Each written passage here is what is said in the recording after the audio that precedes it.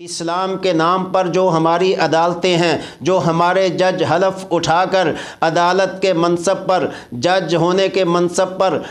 براجمان ہوتے ہیں، وہ ایک اسلامی ملک کی عدالت میں بیٹھ کر جب وہ مسجد کو گرانے کے فیصلے پر دستخط کرتے ہیں تو اس جج کے اس فیصلے پر افسوس ہوتا ہے۔ فیصلہ ہو رہا ہوتا ہے، عین اس وقت آسمان کیوں نہیں پھٹا، زمین نے جگہ کیوں نہیں دی، سورج بے نور کیوں نہیں ہو گیا۔ اللہ تبارک و تعالی فی الکلام المجید، بسم اللہ الرحمن الرحیم، ومن اظلم ممن منع مساجد اللہ ان یذکر فیہا اسمہ وسعی فی خرابہا، صدق اللہ العظیم۔ سامعین کرام،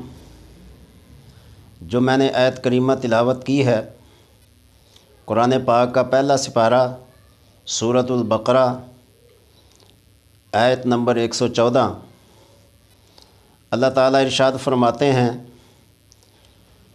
اس سے بڑھ کر ظالم شخص اور کون ہو سکتا ہے جو اللہ تعالیٰ کی مساجد سے اس کا ذکر کرنے سے روکے، وسعی فی خرابہا، اور اس کو برباد کرنے کی کوشش کرے۔ قرآن کریم کی یہ آیت ہر تفسیر، ہر قرآن پاک کے اندر موجود ہے، جس کا دل چاہے وہ اپنی آنکھوں سے دیکھ سکتا ہے، پڑھ سکتا ہے۔ اس آیت کے اگر میں شان نزول میں جاؤں تو اتنا کہنا ضروری سمجھتا ہوں کہ نصارہ کے متعلق اور مشرکین مکہ کے متعلق اس آیت کا نزول ہوا۔ نصارہ نے جب بیت المقدس کے اندر گندگی پھینکنا شروع کی تاکہ لوگ بیت المقدس سے نفرت کریں اور اللہ کا ذکر کرنے کے لیے نہ آئیں، اور بخت نصر بادشاہ جو کہ مذہباً مجوسی تھا، اس نے جب بیت المقدس پہ چڑھائی کی تو نصرانیوں نے بخت نصر کا ساتھ دیا، اور مشرکین مکہ نے جب نبی اکرم صلی اللہ علیہ وسلم حدیبیہ کے موقع پر انہوں نے بیت اللہ جانے سے اللہ کے نبی کو روکا، نصرانیوں نے بیت المقدس جانے سے روکا، مشرکین مکہ نے کعبۃ اللہ جانے سے روکا۔ وہ نصرانی تھے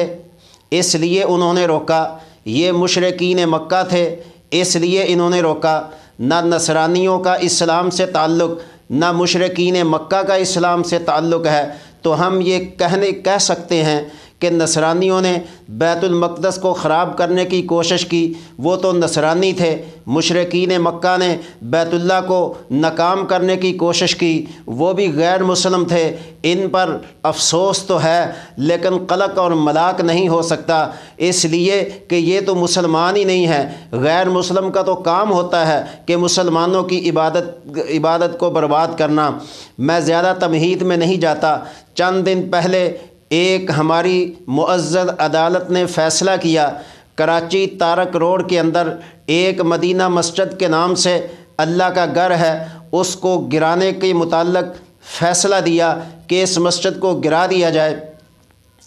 تو میں اس بارے میں قرآن کریم کی اس آیت کو پیش نظر رکھتے ہوئے